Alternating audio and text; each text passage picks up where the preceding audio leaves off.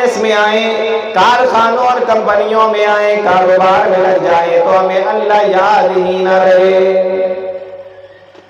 اسلام کے اندر داخل ہونے کا مطلب یہ نہیں ہے کہ مسجد میں تو اللہ یاد ہے، مسجد کے اندر تو اللہ اللہ کر رہے ہیں، اللہ میں یاد ہے، لیکن جب مسجد سے باہر نکلے، اپنے کاروبار میں آئے تو ہم دھوکہ بھی کر رہے ہیں، کم بھی تول رہے ہیں، دھوکہ بھی دے رہے ہیں، جھوٹی قسمیں بھی کھا رہے ہیں، مال کو حرام طریقے سے کمانے کی بھی کوشش کر رہے ہیں، پھر ہمیں اللہ یاد ہی نہیں رہتا۔ اس لیے اللہ تعالیٰ نے قرآن کریم کے اندر بیان فرما دیا، یا ایھا الذین آمنوا ادخلوا فی السلم کافہ، او ایمان والو اسلام میں پورے طریقے سے داخل ہو جاؤ۔ اور کہیں ایسا بھی نہ ہو کہ ہم اطاعت رسول کا دعویٰ کرتے ہو، ہم یہ کہتے ہو کہ ہم اللہ اور اس کے رسول کی مانتے ہیں، ہم یہ کہتے ہو کہ ہم قرآن و حدیث کی مانتے ہیں، ہم یہ کہتے ہو کہ ہم اللہ اور اس کے رسول کے راستے پر چلنے والے ہیں، اور کہیں ایسا نہ ہو کہ ہمارے کام بدعتیوں والے ہوں، ہمارے کام بدعتوں والے ہوں۔ دعویٰ تو یہ ہو کہ ہم اطاعت رسول کرتے ہیں، ڈھنڈورا تو ہم یہ پیتے ہیں کہ ہم اطاعت رسول کرتے ہیں، لیکن ہمارے کام بدعتیوں والے نہ ہوں۔ اس لیے اللہ تعالیٰ نے فرمایا، یا ایھا الذین آمنوا ادخلوا فی السلم کافہ۔ اور کہیں ایسا بھی نہ ہو کہ ہم اپنی زبان سے لا الہ الا اللہ پڑھتے ہو، ہم اپنی زبان سے یہ کہتے ہو کہ اللہ کے علاوہ کوئی معبود برحق نہیں ہے، ہم اپنی زبان سے لا الہ الا اللہ پڑھتے ہو، ہم اپنی زبان سے کلمہ پڑھتے ہو، لیکن ہمارے کام شرک والے تو نہیں ہے، کہیں ہم شرک تو نہیں کر رہے ہیں۔ اس لیے اللہ تعالیٰ نے فرمایا، یا ایھا الذین آمنوا ادخلوا فی السلم کافہ۔ زبان سے لا الہ الا اللہ اور کام مشرکوں والے، کام سارے شرک والے۔ اس لیے اللہ تعالیٰ نے قرآن کریم کے اندر فرمایا، ایمان اسلام کے اندر پورے طریقے سے داخل ہو جاؤ۔ آگے کیا فرمایا؟ آیت کریمہ کا دوسرا ٹکڑا دیکھو، وَلَا تَتَّبِعُوا خُطُوَاتِ الشَّيْطَانِ، اور شیطان کے راستوں پہ نہ چلو، شیطان کے نقش قدم پہ نہ چلو۔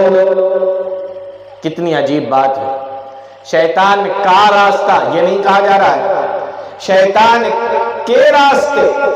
معلوم یہ ہوا کہ شیطان کے راستے بہت زیادہ ہیں، شیطان الگ الگ طریقے سے انسان کو بہکانے کی کوشش کرتا ہے، اس کے بہت راستے ہیں۔ اس لیے یہ نہیں کہا جا رہا ہے کہ شیطان کا راستہ، بلکہ کہا گیا آیت کے اندر شیطان کے راستے۔ شیطان کے راستے بہت ہیں، اس کے بہکانے کے طریقے بہت ہیں، اس کے راستے بہت زیادہ ہیں۔ کتنے راستے، کس کس طریقے سے بہکاتا ہے، اس کو بھی اللہ تعالیٰ نے قرآن کریم کے اندر بیان فرما دیا۔ آیت کریمہ دیکھیں قرآن کریم کی، اللہ تعالیٰ فرماتا ہے، شیطان کو جب اللہ تعالیٰ نے راندہ درگاہ کیا، بھگایا اس کو اپنے یہاں سے، تو شیطان کیا کہتا ہے؟ اللہ تعالیٰ نے شیطان سے کہا، قال فخرج منها فإنك رجيم۔ اللہ تعالیٰ نے اس کو نکال دیا، اپنے یہاں سے اس کو راندہ درگاہ کر دیا، اور فرمایا وَإِنَّ عَلَيْكَ لَعْنَتِي إِلَىٰ يَوْمِ الدِّينِ، قیامت کے دن تک تیرے اوپر میری لعنت ہے۔ شیطان نے اللہ تعالیٰ سے مہلت مانگی، فَانظِرْنِي إِلَىٰ يَوْمِ يُبْعَثُونَ، اے اللہ مجھے قیامت تک مہلت دے دے۔ قَالَ إِنَّكَ مِنَ الْمُنظَرِينَ، قیامت تک مہلت مل گئی۔ پھر کہنے لگا، قال فبعزتك لأغوينهم اجمعین، اللہ میں تیرے بندوں کو بہکاؤں گا، تیرے عزت و جلال کی قسم ہے۔ اللہ تعالیٰ سے وعدہ کر کے آیا کہ اللہ میں تیرے بندوں کو بہکاؤں گا، کیسے بہکاؤں گا؟ ثم لآتینہم من بین ایدیہم، کبھی میں ان کے آگے سے آ کر ان کو بہکاؤں گا، ومن خلفہم، کبھی پیچھے سے آ کر ان کو بہکاؤں گا، وعن ایمانہم، کبھی دائیں جانب سے آ کر ان کو بہکاؤں گا، وعن شمائلہم، کبھی بائیں جانب سے آ کر ان کو بہکاؤں گا، ولا تجد اکثرہم شاکرین، اور میرے پروردگار تو اپنے بندوں میں زیادہ تر ناشکرا پائے گا۔ یہ بہکانے کے اس کے طریقے، اس لیے اللہ تعالیٰ نے فرمایا وَلَا تَتَّبِعُوا خُطُوَاتِ الشَّيْطَانِ، او میرے بندو، شیطان اپنے طریقے سے تمہیں بہکانے کی کوشش کرے گا، لیکن تم اس کے چالوں کے اندر نہ پھنس جانا، اس کے راستوں پہ چلنے کی کوشش نہ کرنا۔ وَلَا تَتَّبِعُوا خُطُوَاتِ الشَّيْطَانِ، اس کے راستے بہت ہیں، بہکانے کے اس کے طریقے بہت ہیں۔ مفسرین نے لکھا ہے سامنے سے آ کے بہکانے کا مطلب یہ ہے کہ وہ تمہیں جنت کے حوالے سے شک میں ڈال دے گا، قبر کے حوالے سے تمہیں شک میں ڈال دے گا، جہنم کے حوالے سے تمہیں شک میں ڈال دے گا کہ جہنم ہے کہ نہیں، قبر کے اندر عذاب ہوتا ہے کہ نہیں۔ جو گیا اس نے بتایا نہیں، جو گیا اس نے آ کر کبھی یہ نہیں بتایا کہ جنت کے قبر کے اندر عذاب ہوتا ہے یا نہیں ہوتا، سوال و جواب ہوتے یا نہیں ہوتے۔ آخرت میں کیا ہوگا؟ جب آخرت آئے گی تب دیکھا جائے گا، آخرت کے حوالے سے، قبر کے حوالے سے، جنت کے حوالے سے اور جہنم کے حوالے سے انسان کو شک و شبے میں ڈال دے گا۔ آج ہر مسلمان یہ بات کہتا ہے کہ ہمارا آخرت پر ایمان ہے، لیکن اس کی تیاری کون اس کی تیاری کر رہا ہے؟ یہ شک و شبے کے اندر ڈال دیا۔ اللہ تعالیٰ معاف کر دے گا، اللہ تعالیٰ بڑا غفور رحیم ہے، وہ معاف کرنے والا ہے، وہ معاف کر دے گا۔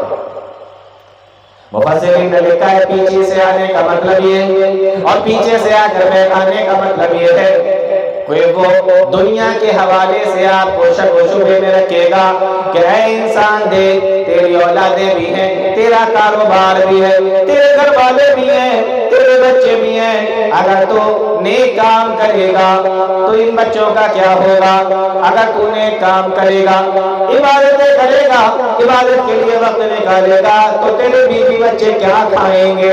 دنیا کے حوالے سے تو پیچھے رہ جائے گا، تیرا بڑا مکان نہیں بن پائے گا، تیری بڑی بلڈنگ نہیں بن پائے گی۔ اور انسان محنت کر، کاروبار کر، چاہے جیسے بھی پیسہ کما، لیکن پیسہ کما۔ مفسرین نے لکھا ہے کہ دنیا کے حوالے سے آ کر تمہیں بہکائے گا، سامنے سے آنے کا مطلب کہ تمہیں آخرت کے حوالے سے بہکائے گا، اور پیچھے سے آنے کا مطلب تمہیں دنیا کے حوالے سے بہکائے گا۔ دائیں جانے سے آ کر بہکانے کا مطلب یہ ہے کہ نیکیوں کو تمہاری نظر میں بالکل ہلکا کر دے گا کہ نیکی کرنے کا کیا فائدہ، آج کی دنیا میں نیکی کرنے کا کوئی فائدہ ہی نہیں ہے، نیکی کرنے کا کیا مطلب نکلتا ہے؟ جیسا کہ ہم لوگ آج کے زمانے میں کرتے بھی، نیکی کرنا بھی آج کی دنیا میں کوئی بہت اچھا کام نہیں ہے۔ اس طریقے کی چیزیں شیطان انسان کے دماغ کے اندر ڈال دیتا ہے۔ اور بائیں جانب سے آنے کا مطلب مفسرین نے لکھا ہے کہ گناہوں کو ہلکا کر دے گا۔ اور آج دیکھیں انسان بڑے بڑے گناہ کرتا ہے اور اس کو احساس تک نہیں ہوتا، اس کو احساس تک نہیں ہوتا۔ ابھی آپ اس سے پہلے توبہ اور استغفار کے تعلق سے ایک بہترین تقریر سن رہے تھے۔ حضرت عبداللہ ابن مسعود رضی اللہ تعالیٰ عنہ فرماتے ہیں کہ ہم ان گناہوں کو ہلاک کرنے والا گناہ سمجھتے تھے جن گناہوں کو لوگ آج کے زمانے میں اتنا ہلکا سمجھتے ہیں کہ جیسے کسی کی ناک پر مکھی بیٹھ گئی ہو اور اس نے ایسے ہاتھ ہلا کر مکھی کو اڑا دیا۔ آج بولو گناہ کو اتنا ہلکا سمجھتے ہیں کہ نہیں سمجھتے؟ جن گناہوں کو ناک پر مکھی بیٹھ جائے اور اس کو ہاتھ مار کر ہاتھ سے ہلا کر اڑا دیا، اتنا ہلکا سمجھتے ہیں۔ عبداللہ ابن مسعود رضی اللہ تعالیٰ عنہ فرماتے ہیں کہ ہم اس زمانے کے اندر، نبی کے زمانے کے اندر، ان گناہوں کو ہلاک کرنے والا گناہ سمجھتے تھے کہ اگر ایسا گناہ کر دیا تو ہم ہلاک ہو جائیں گے، برباد ہو جائیں گے۔ وَلَا تَتَّبِعُوا خُطُوَاتِ الشَّيْطَانِ، یہ آیت کریمہ کا دوسرا ٹکڑا۔ تیسرا ٹکڑا دیکھیں آیت کریمہ کا، کیا فرمایا؟ إِنَّهُ لَكُمْ عَدُوٌّ مُّبِينٌ، بے شک شیطان تمہارا کھلا ہوا دشمن ہے، بے شک شیطان تمہارا کھلا ہوا دشمن ہے۔ اور کتنا بڑا دشمن ہے؟ ایک آیت کریمہ کے حوالے سے سنو تب آپ کو اندازہ ہوگا کہ شیطان ہمارا کتنا بڑا دشمن ہے۔ اللہ تعالیٰ نے قرآن کریم کے اندر بیان فرمایا وَلَا تَسْتَوِي الْحَسَنَةُ وَلَا السَّيِّئَةُ، او دنیا کے لوگوں، اگر تمہارا کوئی بھائی تم سے روٹھ جائے، اگر تمہارا اپنا کوئی تم سے روٹھ جائے، کبھی تم سے کوئی لڑائی ہو جائے، کبھی تمہاری کہا سنی ہو جائے، کبھی اگر تم سے کوئی روٹھ جائے، فرمایا وَلَا تَسْتَوِي الْحَسَنَةُ وَلَا السَّيِّئَةُ، تو تم برائی کا بدلہ اچھائی سے دیا کرو، تم برائی کا بدلہ اچھائی کے ساتھ میں کرو، تم برائی کا بدلہ اچھائی کے ساتھ میں دیا کرو۔ کیا ہوگا؟ فرمایا ادفع بالتی ہی احسن فاذا الذی بینک وبینہ عداوۃ کأنہ ولی حمیم۔ اللہ کا قرآن کہتا ہے جب تم کسی کی برائی کا بدلہ اچھائی کے ساتھ میں دو گے، ہو سکتا ہے کہ ایک بار میں وہ راضی نہ ہو، دوسری بار تم نے اس کی برائی کا بدلہ اچھائی کے ساتھ میں دیا، ایک وقت ایسا آئے گا بین الذی بینک وبینہ عداوۃ، جو تمہارا جانی دشمن ہوگا، کأنہ ولی حمیم، وہ تمہاری بھلائی کرنے کی وجہ سے، تمہارے نیکی کرنے کی وجہ سے اور برائی کا بدلہ اچھائی کے دینے کی وجہ سے، کأنہ ولی حمیم، وہ تمہارا جان، وہ تمہارا جگری دوست بن جائے گا، جو تمہارا جانی دشمن تھا وہ تمہارا جگری دوست بن جائے گا۔ کیوں؟ فرمایا ادفع بالتی ہی احسن السیئۃ، برائی کا بدلہ کس سے لینا ہے؟ بھلائی سے لینا ہے۔ برائی کا بدلہ اچھائی سے لینا ہے۔ کیا ہو جائے گا؟ دشمن دوست بن جائے گا۔ یہ کس نے فرمایا؟ اللہ تعالیٰ نے۔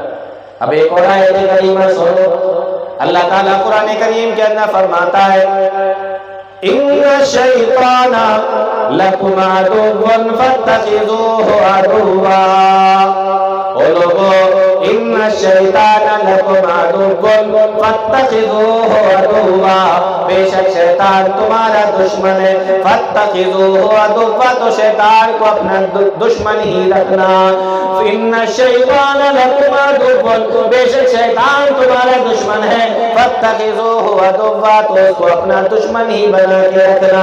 ایک جگہ فرمایا کہ برائی کا بدلہ اچھائی سے لینا تو تمہارا دشمن بھی تمہارا دوست بن جائے گا، یہ انسانوں کے لیے ہے، لیکن شیطان اتنا بڑا دشمن ہے، فرمایا ان الشیطان لکم عدو فاتخذوہ عدوا، وہ لوگوں شیطان تمہارا دشمن ہے تو اس کو دشمن ہی بنا کے رکھو۔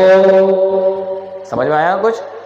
شیطان کو دشمن ہی بنا کے رکھنا ہے، شیطان سے کوئی دوستی نہیں کرنا ہے، اس کی برائی کا بدلہ جو اچھائی سے لینا ہے وہ شیطان کے لیے نہیں ہے، انسان کے لیے ہے، تب وہ تمہارا جانی دشمن سے جگری دوست بنے گا، لیکن شیطان کی راہ پر بات آئی، اللہ نے فرمایا تمہارا دشمن ہے، اس کو دشمن بنا کر رکھا۔ تو شیطان نے کیا کہا؟ میں بہکاؤں گا۔ اللہ تعالیٰ نے فرما دیا وَلَا تَتَّبِعُوا خُطُوَاتِ الشَّيْطَانِ، وہ لوگوں شیطان کے نقش قدم پہ نہ چلو۔ اور پھر اللہ تعالیٰ نے قرآن کریم کے اندر ایک اور آیت کریمہ میں فرمایا وَلَقَدْ صَدَّقَ عَلَيْهِمْ إِبْلِيسُ ظَنَّهُ، وہ لوگوں ابلیس نے جو اللہ تعالیٰ سے وعدہ کیا تھا کہ میں تیرے بندوں کو بہکاؤں گا، میں تیرے بندوں کو گمراہ کر دوں گا، وَلَقَدْ صَدَّقَ عَلَيْهِمْ إِبْلِيسُ، ابلیس نے اپنے وعدے کو پورا کر دیا، ابلیس نے اپنے وعدے کو سچا کر دکھایا اور اس نے بہت سارے لوگوں کو بہکا دیا، جیسا کہ اس نے کہا تھا وَلَا تَجِدُ أَكْثَرَهُمْ شَاكِرِينَ، میں اکثر تیرے بندوں کو گمراہ کر دوں گا، میں ان کو ناشکرا کر دوں گا، میں ان کو کفر پر چلنے والا کر دوں گا، میں ان کو توحید سے ہٹا دوں گا۔ فرمایا وَلَا تَجِدُ أَكْثَرَهُمْ شَاكِرِينَ۔ اللہ تعالیٰ قرآن کے اندر فرماتا ہے وَلَقَدْ صَدَّقَ عَلَيْهِمْ إِبْلِيسُ ظَنَّهُ، ابلیس نے اپنا وعدہ پورا کر دیا، اپنا وعدہ سچا کر دکھایا۔ آج کتنی بڑی جماعت ہے انسانوں کی جو شیطان کے نقش قدم پر چل رہی ہے، اور اللہ تعالیٰ نے فرمایا انہ لکم عدو مبین، بے شک شیطان تمہارا کھلا ہوا دشمن ہے۔ اچھا ایک چیز اور فرمائی ہے اللہ تعالیٰ نے شیطان کے بارے میں، وہ کیا ہے آپ دیکھیں، اللہ تعالیٰ نے قرآن کریم کے اندر فرمایا انہ یراکم وقبيله من حيث لا ترونهم إنه يراكم هو وقبيله من حيث لا ترونهم. بولو شیطان اور اس کی ذریت، اس کا خاندان، اس کا قبیلہ اور اس کی ذریت، یہ سارے کے سارے تمہیں دیکھتے ہیں لیکن تم شیطان کو دیکھ نہیں سکتے. من حیث لا ترونہم، تم شیطان کو نہیں دیکھ سکتے لیکن وہ تمہیں دیکھتے ہیں. ایک جگہ فرمایا یہ تمہارا دشمن ہے، ایک جگہ فرمایا وہ تمہیں دیکھ رہا ہے تم اسے دیکھ نہیں سکتے. کیا مطلب؟ مطلب یہ ہے کہ جو دشمن ہمیں سامنے سے دکھائی دے اس سے بچنے کا امکان زیادہ ہوتا ہے. بولو صحیح کہہ رہا ہوں کہ نہیں کہہ رہا ہوں؟ باتیں سمجھ میں آ رہی ہیں کہ نہیں آ رہی؟ رات کا وقت زیادہ ہو گیا ہے لیکن امید ہے کہ چیزیں سمجھ میں آ رہی ہوں. فرمایا انہو یراکم ہوا وقبیلہ من حیث لا ترونہم، شیطان تمہیں دیکھ رہا ہے، اس کی اولاد تمہیں دیکھ رہی ہے، اس کی ذریت تمہیں دیکھ رہی ہے. لا ترونہم، تم اس کو نہیں دیکھ سکتے. ہم سب جانتے ہیں جو دشمن ہمیں سامنے دکھائی دے ہمیں اس سے بچنا بھی آسان ہوتا ہے اور اس سے لڑنا بھی آسان ہوتا ہے. لیکن ایک ایسا دشمن جو کہاں سے حملہ کر دے پتہ ہی نہ چلے، جو ہمیں دکھ ہی نہ رہا ہو، جو ہمیں پتہ ہی نہ چلے، ایسے دشمن سے لڑنا بھی مشکل ہے اور ایسے دشمن سے بچنا بھی مشکل ہے. اس لیے اللہ تعالیٰ نے پہلے ہی فرما دیا کہ وہ تمہارا دشمن بھی ہے اور وہ تمہیں دیکھ رہا ہے، تم اس کو دیکھ بھی نہیں سکتے. اس لیے اب اندازہ لگائیے کہ وَلَا تَتَّبِعُوا خُطُوَاتِ الشَّيْطَانِ، شیطان کے راستے پر نہ چلنا، شیطان سے بچنا کتنا ضروری ہے. دوسری چیز دیکھیں آپ، انسان جب کبھی اپنے دشمن کی گرفت میں ہو جاتا ہے، دشمن اس کو پکڑ لیتا ہے، دشمن کی گرفت میں چلا جاتا ہے اور وہ اپنے دشمن سے چھوڑنے کے لیے رحم کی بھیک مانگتا ہے، معافی مانگتا ہے. کبھی کبھی ایسا ہوتا ہے کہ اس کے دشمن کے دل کے اندر رحم آ جاتا ہے اور وہ اپنے دشمن کو چھوڑ دیتا ہے. لیکن میرے بھائیوں، شیطان ایسا دشمن ہے اس کو کبھی بھی رحم نہیں آتا اور یہ کبھی بھی انسان کو نہیں چھوڑتا. اس کے دل کے اندر کوئی رحم نہیں آتا، کوئی رحم نہیں آتا. اور ایک اور چیز دیکھیں، انسان جب کبھی پکڑ جاتا ہے اپنے دشمن کے نرغے میں ہوتا ہے اور دشمن جب اس کو پکڑ لیتا ہے، انسان کہتا ہے کہ میرے پاس میں جو بھی مال و دولت ہے سارا کا سارا تم رکھ لو، جو بھی روپیہ پیسہ ہے وہ تم رکھ لو، جو بھی سونا چاندی میرے پاس میں وہ سارا تم رکھ لو لیکن مجھے چھوڑ دو. کبھی کبھی دشمن لالچ میں آ کر پیسے لے کر اپنے دشمن کو چھوڑ دیتا ہے، مال و دولت لے کے دشمن کو چھوڑ دیتا ہے. لیکن شیطان کبھی ایسا نہیں کرتا. اس کے پاس میں تم مال و دولت دو گے یہ آپ کو چھوڑنے والا نہیں ہے. زمین و جائیداد کا بہانہ کرو گے یہ تمہیں چھوڑنے والا نہیں ہے. اس کو مال و دولت سونا چاندی دو گے یہ تمہیں نہیں چھوڑے گا. اس لیے اللہ تعالیٰ نے فرما دیا انہ لکم عدو مبین، او میرے بندو یہ تمہارا کھلا ہوا دشمن ہے. اب آئیے آیت کریمہ کو دوبارہ سے دیکھ لیتے ہیں، اس کا ترجمہ دیکھتے ہیں، بات آپ کو سمجھ میں آئے گی. فرمایا یا ایھا الذین آمنوا ادخلوا فی السلم کافہ، او ایمان والو اسلام کے اندر پورے داخل ہو جاؤ. ولا تتبعوا خطوات الشیطان، اور شیطان کے راستوں پہ نہ چلو. انہ لکم عدو مبین، بے شک وہ تمہارا کھلا ہوا دشمن ہے. آیت کریمہ کا مطلب سمجھ میں آ گیا؟ چلیے اب بات کو تھوڑا سا اور آگے بڑھاتے ہیں. زیادہ وقت آپ کا ہم لیں گے نہیں لیکن کچھ باتیں تو آپ کے سامنے کریں گے. معاشرے کو جب آپ دیکھتے ہیں، سماج کو جب آپ دیکھتے ہیں تو ہمیں سماج کے اندر کتنی برائیاں ایسی ہیں جو سماج کے اندر ملتی ہیں. کوئی برائی ایسی نہیں ہے جو سماج کے اندر پائی نہیں جاتی. کتنی برائیوں کے بارے میں مجھ سے پہلے علماء نے بتایا، سمجھایا، نشاندہی کی، اس سے بچنے کے کیا طریقے ہیں وہ ساری چیزیں بھی بتائی.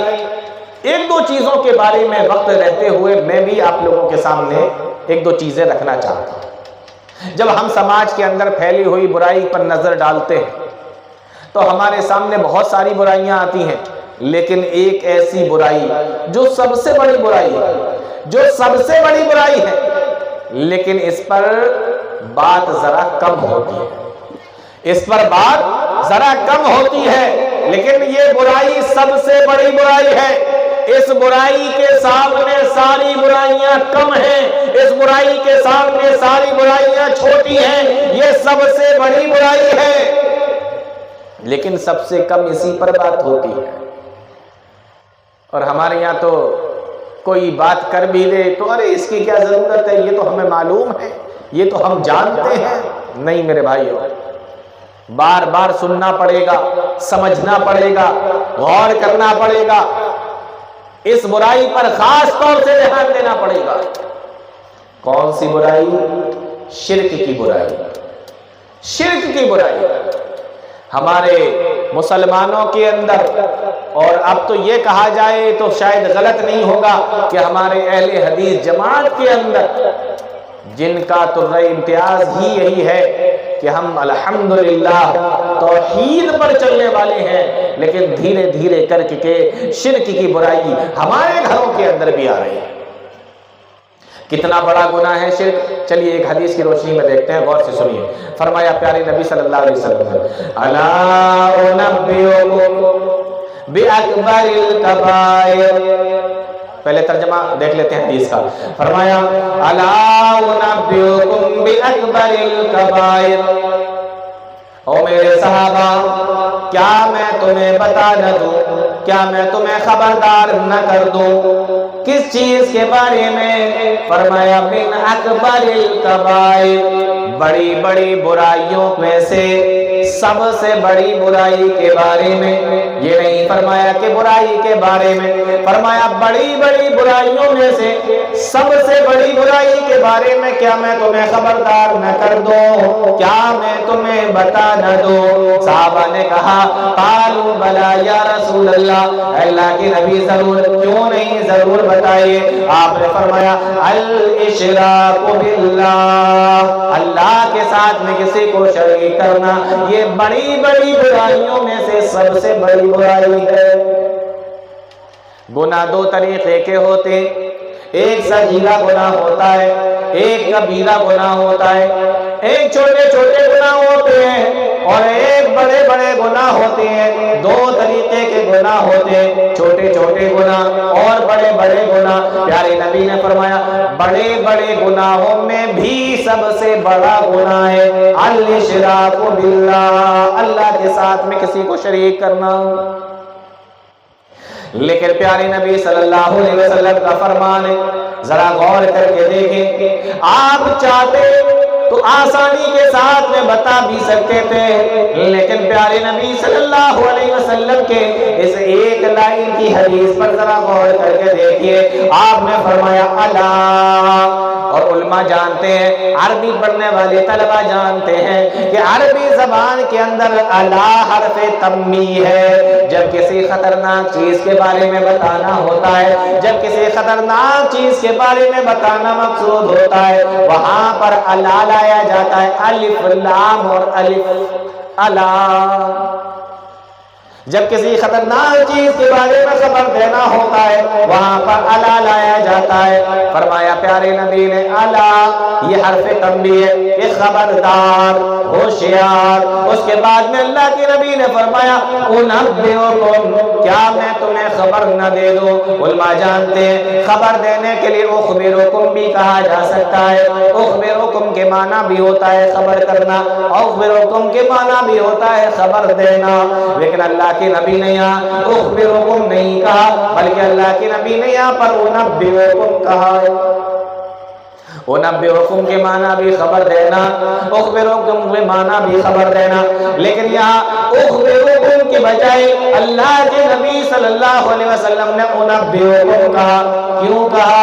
حدیث کی شرح کرنے والوں نے لکھا ہے کہ اخبرکم کے معنی بھی خبر دینا ہوتا ہے اور انبئکم کے معنی بھی خبر دینا ہوتا ہے، لیکن اخبرکم چھوٹی خبر کو بھی کہتے ہیں اور بڑی خبر کو بھی کہتے ہیں، لیکن انبئکم نبیوکم جہاں پر آتا ہے، جہاں پر نبا آتا ہے اور نبیوکم آتا ہے، وہاں پر بڑی خبر بتائی جاتی ہے۔ کوئی بہت بڑی چیز کے بارے میں جب بتانا ہوتا ہے وہاں پر نبیوکم بولا جاتا ہے۔ اس لیے اللہ کے نبی نے پہلے کا الا خبردار ہوشیار، اس کے بعد نبیوکم یعنی کوئی بہت بڑی خبر کے بارے میں اللہ کے نبی صلی اللہ علیہ وسلم بتا رہے ہیں۔ پھر آپ نے فرمایا بِأَكْبَرِ الْكَبَائِرِ، اور سب جانتے ہیں، عربی پڑھنے والوں سے پوچھو کہ اکبر کیا ہے، بتائیں گے کہ اس میں تفصیل ہے، یعنی اکبر سب سے بڑی چیز کے بارے میں اللہ کے نبی صلی اللہ علیہ وسلم بتا رہے ہیں۔ اور کس بڑی چیز کے بارے میں؟ بِأَكْبَرِ الْكَبَائِرِ، بڑی بڑی چیزوں میں سے سب سے بڑی چیز کے بارے میں اللہ کے نبی صلی اللہ علیہ وسلم خبر دے رہے ہیں۔ اور ایک حدیث کے اندر آیا، آپ نے ان الفاظوں کو 3 مرتبہ فرمایا، او میرے صحابہ، الا انبئکم بِأَكْبَرِ الْكَبَائِرِ، الا انبئکم بِأَكْبَرِ الْكَبَائِرِ، الا انبئکم بِأَكْبَرِ الْكَبَائِرِ۔ آپ اندازہ لگاؤ کہ کتنی بڑی چیز کے بارے میں اللہ کے نبی صلی اللہ علیہ وسلم بتانا چاہ رہے ہوں گے کہ پہلے الا، پھر انبئکم، پھر اکبر، اور اس کو بھی اللہ کے نبی نے 3 مرتبہ آپ نے بتایا، آپ نے 3 مرتبہ کہا۔ صحابہ کہنے لگے اللہ کے نبی ضرور بتائیے۔ فرمایا الاشراک باللہ، اللہ کے ساتھ میں شرک کرنا یہ سارے گناہوں میں سب سے بڑا گناہ ہے، یہ سارے بڑی بڑی برائیوں میں سب سے بڑی برائی ہے، اور یہ سارے بڑے بڑے گناہوں میں سب سے بڑا گناہ ہے۔ یہ ایک ایسی بیماری ہے کہ اس بیماری کے ساتھ میں کوئی بھی نیک عمل بھی اللہ تعالیٰ کو پسند نہیں۔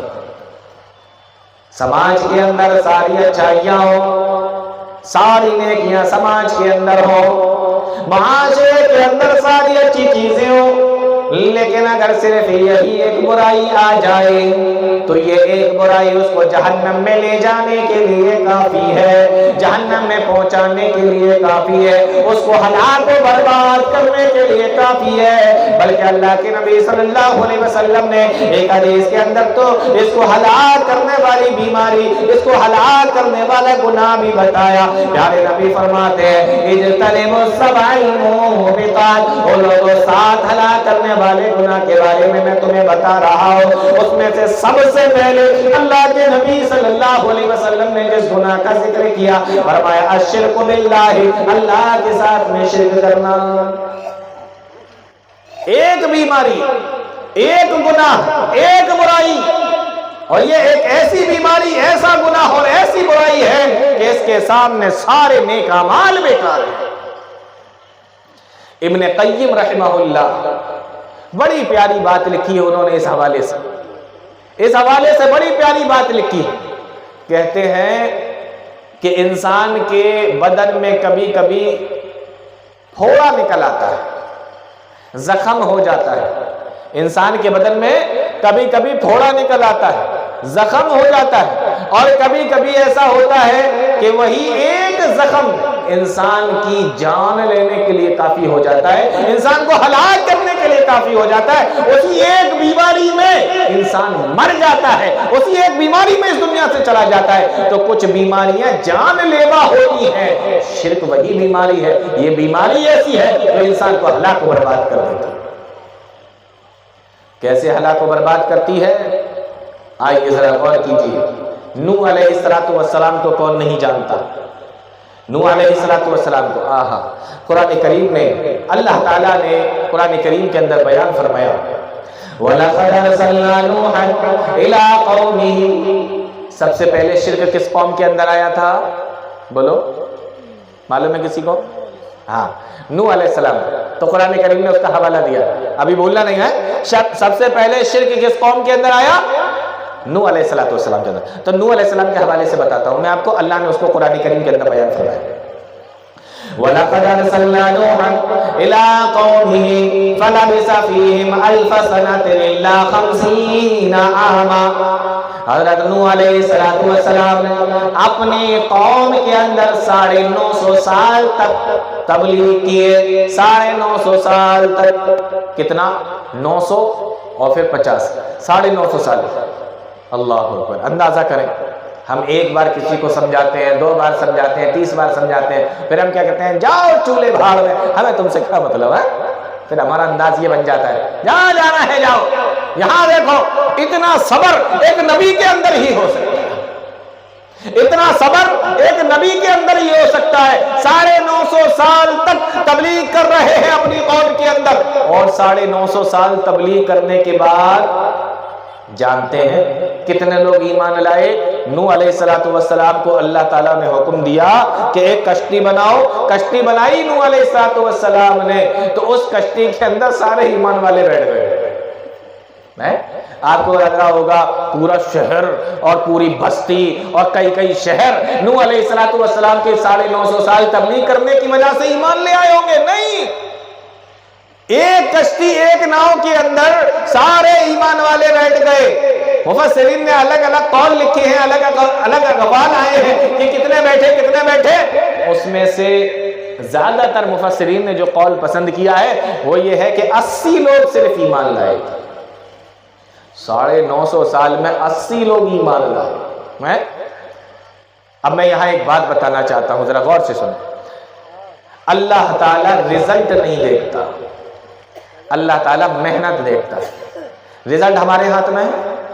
بولو، اتنا لمبا چوڑا یہ سارا انتظام کرایا اور یہ اتنا خرچہ کیا، ہزاروں کا لاکھوں کا یہ خرچہ ہے، اس کا کیا رزلٹ نکلنے والا ہے؟ رزلٹ ہمارے ہاتھ میں نہیں، رزلٹ آپ کے ہاتھ میں نہیں، رزلٹ جلسہ کرانے والوں کے ہاتھ میں نہیں ہے۔ ہم رزلٹ دیکھتے ہیں، اللہ تعالیٰ محنت دیکھتا ہے۔ نہیں سمجھ میں آ رہی ہے بات؟ اللہ تعالیٰ محنت دیکھتا ہے، ہم رزلٹ دیکھتے ہیں۔ ہماری مسجد کے اندر مولانا صاحب 3 سال سے آئے ہیں، نمازی تو بڑے نہیں، ایک کام کرتے ہیں مولانا کو ہٹا دیتے ہیں، ہم رزلٹ دیکھتے ہیں۔ ہماری مسجد کے اندر مولانا صاحب 5 سال سے پڑھا رہے ہیں، نمازیوں کی تعداد بڑھ نہیں رہی ہے، رسم و رواج ختم نہیں ہو رہے ہیں، ایک کام کرو مولانا کو ہٹا دو۔ ہم رزلٹ دیکھتے ہیں، ہم محنت نہیں دیکھتے۔ اللہ تعالیٰ رزلٹ نہیں دیکھتا، اللہ تعالیٰ محنت دیکھتا۔ اگر رزلٹ دیکھتا تو نوح علیہ السلام 950 سال تبلیغ کرنے کے بعد 80 لوگ ایمان لائے، لیکن اس کے باوجود بھی یہاں پر پڑھے لکھے لوگ بیٹھے ہیں، سب جانتے ہیں اچھے طریقے سے کہ اللہ تعالیٰ نے نبیوں کو بھی بھیجا، رسولوں کو بھی بھیجا، رسولوں کا مقام نبیوں سے، بولو کوئی بتا سکتا ہے؟ نبیوں کا مقام بڑا ہے کہ رسولوں کا بڑا ہے؟ ہاں، رسولوں کا بڑا۔ چلیے بھائی، اللہ تعالیٰ آپ لوگوں کو خوش رکھے، سوالوں کے جواب صحیح دے رہے ہو۔ تو نبیوں کو بھی بھیجا، رسولوں کو بھی بھیجا، لیکن نبیوں میں بھی رسولوں کا مقام نبیوں سے بڑا ہے۔ پھر ان رسولوں کے اندر 5 رسولوں کا مقام سب سے بڑا ہے۔ ان 5 رسولوں میں ایک تو ہیں پیارے نبی جناب محمد رسول اللہ صلی اللہ علیہ وسلم، دوسرے نمبر پر ہیں حضرت ابراہیم علیہ السلام، اور تیسرے نمبر پر حضرت نوح علیہ السلام۔ اللہ تعالیٰ محنت دیکھتا ہے، اللہ تعالیٰ رزلٹ نہیں دیکھتا۔ رزلٹ ہمارے ہاتھ میں نہیں، رزلٹ اللہ کے ہاتھ میں۔ کون ہدایت پر آئے گا، کون حق پر آئے گا، کون مانے گا، کون نہیں مانے گا، یہ اللہ تعالیٰ کے ہاتھ میں ہے۔ ہمارا کام ہے بتانا، ہمارا کام ہے سمجھانا، ہمارا کام ہے بتانا۔ تو اللہ تعالیٰ نے اولو العزم رسولوں کے اندر حضرت نوح علیہ السلام کو رکھا، 950 سال تبلیغ کی ہے حضرت نوح علیہ السلام۔ اب آیت کریمہ پر آتے ہیں اور غور سے سنیں۔ اگر رزلٹ کی بات ہوتی نا تو پیارے نبی صلی اللہ علیہ وسلم نے فرمایا قیامت کے دن کچھ نبی ایسے بھی آئیں گے جن کے ساتھ میں کوئی نہیں ہوگا، کوئی نہیں ہوگا۔ اگر رزلٹ کا مسئلہ ہوتا تو بتائیے ان نبیوں کے ساتھ میں کیا کیا جاتا، لیکن اللہ تعالیٰ رزلٹ نہیں دیکھتا ہے۔ اللہ تعالیٰ محنت کی ہے نا تم نے، کوشش کی ہے نا تم نے، تو تمہیں انعام ملے گا۔ نوح علیہ السلام سارے لوگ ایک ہی کشتی کے اندر بیٹھ گئے، فرمایا وَلَقَدْ أَرْسَلْنَا نُوحًا إِلَىٰ قَوْمِهِ فَلَبِثَ فِيهِمْ أَلْفَ سَنَةٍ إِلَّا 50 عَامًا۔ 950 سال تک تبلیغ کرتے رہے۔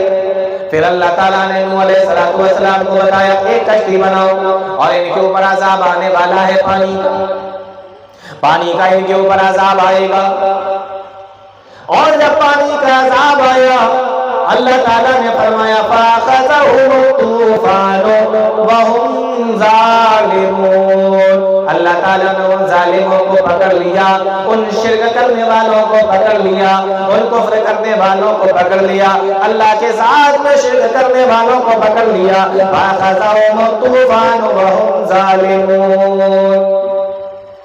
شرک کرنے والے ہلاک و برباد ہو گئے، اور ان شرک کرنے والوں میں آپ یقین کریں حضرت نوح علیہ السلام کا ایک بولو کون تھا؟ بیٹا بھی تھا۔ اللہ اکبر، سمجھ میں آ رہا ہے شرک کتنی بڑی برائی ہے، شرک کتنا بڑا گناہ ہے کہ نبی کا بیٹا بھی شرک کرے تب بھی عذاب کے اندر مبتلا، نبی کا بیٹا بھی اگر شرک کرے تو اس کو بھی ہلاک و برباد کر دیا جاتا ہے۔ تو یہ اتنی بڑی برائی ہے کہ نبی کے گھر کے اندر بھی ہو، نبی کا بیٹا بھی اگر کرتا ہو تو اس کو بھی ہلاک و برباد کر دیا جاتا ہے۔ اتنا بڑا گناہ ہے، اتنی بڑی برائی ہے۔ نوح علیہ السلام کے بیٹے کو ادھر سے پانی آ رہا ہے، ادھر نوح علیہ السلام کا بیٹا ہے، بچنے کی کوشش کر رہا ہے۔ قرآن کریم کہتا ہے حضرت نوح علیہ السلام نے آواز لگائی، او میرے بیٹے، یا بنیا ارکب معنا، آجا میرے ساتھ کشتی میں سوار ہو جا، لا عاصم اليوم من امر اللہ الا من رحم، آج کے دن تجھے کوئی نہیں بچا سکے گا، اللہ رب العالمین کے عذاب سے کوئی نہیں بچا سکے گا۔ کیا کہتا ہے؟ سآوی الی جبل یعصمنی من الماء، یہ بڑے بڑے اونچے اونچے پہاڑ دیکھ رہے ہو، ان پہاڑوں کی چوٹیوں پہ چڑھ جاؤں گا، پانی وہاں تک تھوڑی پہنچے گا۔ فرمایا لا عاصم اليوم من اللہ الا من رحم، آج کے دن تجھے اللہ تعالیٰ کے عذاب سے کوئی نہیں بچا سکے گا کہ میں پہاڑی پہ چڑھ جاؤں گا۔ علماء نے یہاں پر بڑی پیاری بات لکھی کہ جب دلیل آ جائے تو عقل نہیں چلانا چاہیے۔ نہیں سمجھ میں آیا؟ جب دلیل آ جائے، قرآن و حدیث کی کوئی دلیل آ جائے تو عقل نہیں چلانا چاہیے۔ اگر قرآن و حدیث کی دلیل آنے کے بعد عقل چلاؤ گے تو کیا ہوگا؟ وہی ہوگا جو نوح علیہ السلام کے بیٹے کا ہوا۔ نوح علیہ السلام نے کہا لا عاصم اليوم من امر اللہ، آج کے دن تجھے اللہ کے عذاب سے کوئی نہیں بچائے گا۔ یہ دلیل تھی، یہ نوح علیہ السلام کی دلیل تھی، یہ نوح علیہ السلام ایک نبی کا پیغام تھا اپنے بیٹے کے لیے۔ بیٹے نے عقل چلائی، سآوی الی جبل یعصمنی من الماء، میں پہاڑ کی اونچی چوٹیوں پہ چڑھ جاؤں گا، وہاں تو میں بچ جاؤں گا۔ تو دلیل کے سامنے جب انسان عقل چلاتا ہے تو کیا ہوتا ہے؟ قرآن کریم کہتا ہے وحال بینہما الموج فکان من المغرقین، ایک موج آئی، ایک لہر آئی اور اپنے ساتھ میں اس کو بہا کر لے گئی۔ انجام ہلاکت و بربادی ہوتی ہے اگر دلیل کے سامنے بولو عقل چلی جائے، عقل چلائی جائے، ٹھیک ہے نا؟ تو دلیل آ جائے تو عقل نہیں چلائی جاتی۔ بات کیا چل رہی تھی کہ شرک سب سے بڑی برائی۔ فرمایا فَأَخَذَهُمُ الطُّوفَانُ وَهُمْ ظَالِمُونَ، اللہ تعالیٰ نے ان ظالموں کو پکڑ لیا اور ان کو ہلاک و برباد کر دیا، اور بچے کون؟ فرمایا فَأَنجَيْنَاهُ وَأَصْحَابَ السَّفِينَةِ، ہم نے نوح علیہ السلام کو بچا لیا اور ان کے ساتھ میں جو ایمان والے لوگ شامل تھے ان کو بھی اللہ تعالیٰ نے بچا لیا۔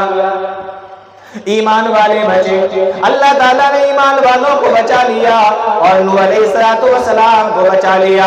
پھر جب پانی زمین کے اندر اور آسمان سے پانی برسنا بند ہو گیا، زمین نے بھی اپنے پانی کو کھینچ لیا، اس کے بعد دوبارہ سے وہ سارے کے سارے دنیا کے اندر آباد ہوئے، اور پھر ان سے اللہ تعالیٰ نے بہت سارے لوگوں کو پھیلا دیا، بہت سارے لوگوں کو پھیلا دیا۔ یہ کون تھے؟ یہ ایمان والے تھے، اللہ پر ایمان رکھنے والے لوگ تھے۔ وقت زیادہ تو نہیں ہو رہا، چلیے بات سمیٹ لیتا ہوں میں اپنی۔ یہ کون لوگ تھے؟ یہ اللہ تعالیٰ پر ایمان لانے والے لوگ تھے۔ جب یہ سارے لوگ دنیا کے اندر دوبارہ سے آباد ہوئے اور وہ سارے کے سارے اللہ کو برباد ہو گئے شرک کرنے کی وجہ سے، اب یہ ان کی آبادی بڑھی، ان کی تعداد بڑھتی چلی جا رہی ہے، اور یہ ایمان لانے والے لوگوں کی اولادیں ہیں، یہ دھیمے دھیمے کر کے بڑھتے چلے گئے، لیکن پھر ان کے اندر بھی شرک جیسی برائی آ گئی، ان کے اندر بھی شرک آ گیا۔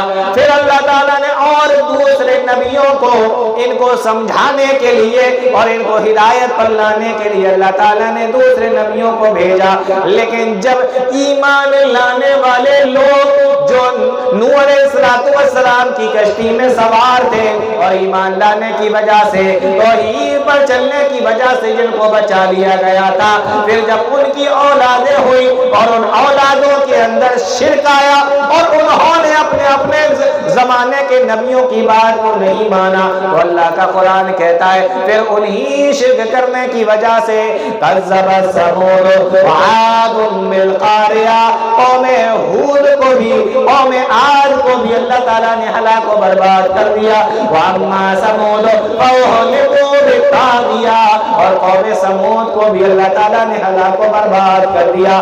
لوط علیہ السلام کی قوم کو بھی اللہ تعالیٰ نے ہلاک و برباد کر دیا، اور شعیب علیہ السلام کی قوم کو بھی اللہ تعالیٰ نے ہلاک و برباد کر دیا۔ کون تھے یہ سارے؟ یہ سارے انہی لوگوں کی اولادیں تھیں جو اپنے توحید پر چلنے کی وجہ سے کشتی میں بیٹھے تھے اور ان کی جان بچ گئی تھی۔ شرک کو نہ کرنے کی وجہ سے جن کو بچا لیا گیا تھا، پھر ان کی قوموں کے اور ان کی اولادوں کے اندر جب شرک آیا تو نوح علیہ السلام کے بعد پھر جب حضرت ہود علیہ السلام کی قوم آئی، ان کو بھی شرک کی وجہ سے ہلاک و برباد کر دیا گیا۔ صالح علیہ السلام کی قوم کو بھی شرک کی وجہ سے ہلاک و برباد کر دیا گیا۔ لوط علیہ السلام کی قوم کو بھی ان کے شرک کی وجہ سے ہلاک و برباد کر دیا گیا۔ شعیب علیہ السلام کی قوم کو بھی ان کے شرک کی وجہ سے ہلاک و برباد کر دیا گیا۔ اس لیے میرے بھائی، یہ شرک اتنی خطرناک چیز ہے، سماج کے اندر سب سے بڑی برائی ہے یہ۔ آج ہمارے یہاں لوگوں سے ملو، بہت سارے لوگ اپنا تعارف کراتے ہیں، بھئی آپ کون ہیں، آپ کون ہیں، کہا کہ یہ بڑے اچھے آدمی ہیں، سماج کی بڑی سیوا کرتے ہیں، گرمیوں کے دن آتے ہیں تو پیاؤ لگوا دیتے ہیں، ٹھنڈا پانی پلواتے ہیں، سردیوں کے دن آتے ہیں تو غریبوں میں کمبل بڑھواتے ہیں اور کھانا پینا بھی دیتے رہتے ہیں، فلانا بھی کرتے ہیں، ڈھکانا بھی کرتے ہیں۔ ٹھیک ہے، یہ سارے اچھے کام ہیں، اسلام ہمیں ان سب چیزوں پہ ابھارتا ہے، نیکیاں کرنے پر اسلام ہمیں ابھارتا ہے۔ لیکن میرے بھائیو، اگر آپ یہ چاہتے ہیں کہ سماج کے اندر سب سے بڑی سماج سیوا کرنا چاہتے ہیں، سماج کے اندر سب سے زیادہ خدمت خلق کرنا چاہتے ہیں، تو آپ سب سے بڑی سماج سیوا اور سب سے بڑی خدمت خلق کیسے کر سکتے ہیں؟ صرف اور صرف کسی ایک انسان کو شرک سے ہٹا کر توحید پر لے آئیے۔ نہیں آیا سمجھ میں؟ کسی انسان کو شرک سے ہٹا کر توحید پر لے آئیے، یہ سب سے بڑی سماج سیوا ہے۔ یقین جانے آپ دنیا کے اندر اس سے بڑی اس کی کوئی سیوا کر ہی نہیں سکتے، اس سے بڑی سماج کی سیوا کر ہی نہیں سکتے کہ کسی انسان کو شرک سے ہٹا کر آپ توحید پر لے آئیں۔ آپ کچھ بھی کر لیں اس کے لیے، لیکن اس سے بڑی سماج سیوا، اس سے بڑی خدمت خلق کچھ بھی نہیں ہے میرے بھائی۔ یہ سماج کی سب سے بڑی برائی ہے۔ یہی وجہ ہے کہ حضرت یعقوب علیہ السلام جب ان کی وفات کا وقت آیا، جب ان کی موت کا وقت آیا، قرآن کریم نے بیان کیا، اپنے بیٹوں کو بلایا، کہا ادھر آؤ۔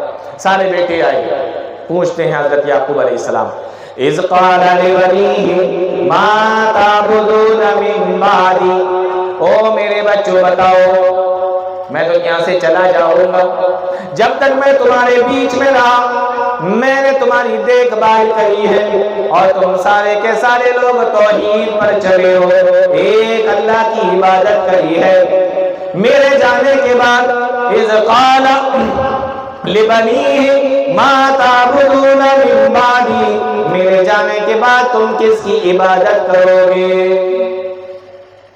کب کہہ رہے ہیں حضرت یعقوب علیہ السلام؟ اپنے بالکل چل چلاؤ کا وقت ہے، دنیا سے جانے والے بالکل چل چلاؤ کا وقت ہے۔ یعقوب علیہ السلام نے اپنے سارے بیٹوں کو اکٹھا کیا۔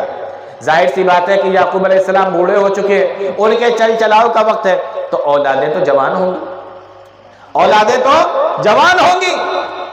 معلوم یہ ہوا کہ ایک باپ کو اپنے اولاد کی اصلاح ہمیشہ کرنی ہے، ہمیشہ سمجھانا ہے، ہمیشہ اصلاح کرنی ہے۔ ہم کیا کرتے ہیں، جب بچے چھوٹے ہوتے ہیں تب تو ہم بچوں کو سمجھاتے ہیں، لیکن جب بچے ہمارے جوان ہو جاتے ہیں تو ہم بچوں کو سمجھانا بند کر دیتے ہیں۔ یہاں یعقوب علیہ السلام کو دیکھو، اپنے بچوں کو بلایا، خود دنیا سے جانے والے ہیں، بوڑھے ہیں، ضعیف ہیں، اولاد ساری جوان ہے۔ قرآن کریم کے حوالے سے پتہ چلتا ہے کہ یہ سب جوان تھے، بڑے بڑے تھے، اس کے باوجود بھی حضرت یعقوب علیہ السلام اپنے اولاد کی اصلاح کر رہے ہیں۔ ہمارے بچے چھوٹے ہوتے ہیں تب تو ہم بچوں کو سمجھاتے ہیں، لیکن جب بچے بڑے ہو جاتے ہیں تو ہم بچوں کو نہیں سمجھاتے۔ اور دیکھو، موت کا وقت ہے، دنیا سے جانے کا وقت ہے، ایسے وقت میں ہم اپنی اولادوں کو دنیا کی چیزیں سمجھاتے ہیں، ہمارا بینک بیلنس کتنا ہے، ہمارے فلانی پراپرٹی کے کاغذ کتنے ہیں، ہمارے فلاں کے اوپر کتنا روپیہ آ رہا ہے، کتنا روپیہ فلانے سے لینا ہے، ہماری زمین، ہمارے کاروبار، ہمارے کاغذ، ہماری دکانیں، ہمارے مکان، یہ ساری چیزیں ہم اپنی اولاد کو سمجھانے کی کوشش کرتے ہیں۔ لیکن یعقوب علیہ السلام اپنے وفات کے وقت میں اپنے اولاد کی اصلاح کی کوشش کر رہے ہیں۔ کیا فرماتے ہیں؟ اذ قال لبنیہ ما تعبدون من بعدی، فرمایا قالوا، وہ سارے کے سارے بچے کہنے لگے، قالوا نعبد الہک و الہ آبائک ابراہیم و اسماعیل و اسحاق الہا واحدا، او میرے ابا، ہم اسی رب کی عبادت کریں گے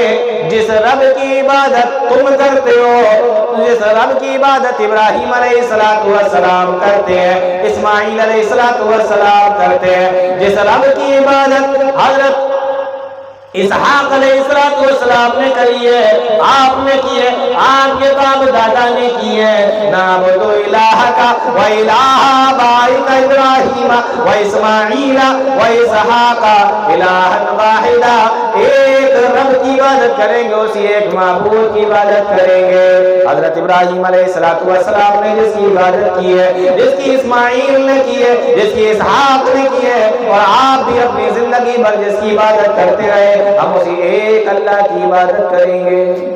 آپ اندازہ لگاؤ، جس باپ نے ساری زندگی اپنے بچوں کو سمجھایا ہو، ان کی اصلاح کرنے کی کوشش کی ہو، آخری وقت میں جب اس اولاد نے یہ کہا، اے میرے ابا پریشان نہ ہو، ہم ایک اللہ کی عبادت کریں گے، اس بوڑھے باپ کے کلیجوں کو کتنی ٹھنڈک ملی ہوگی، کتنا اچھا لگا ہوگا، کتنا سکون ملا ہوگا کہ کم سے کم ہماری اولاد توحید پر چلنے والی ہے، شرک سے بچنے والی ہے۔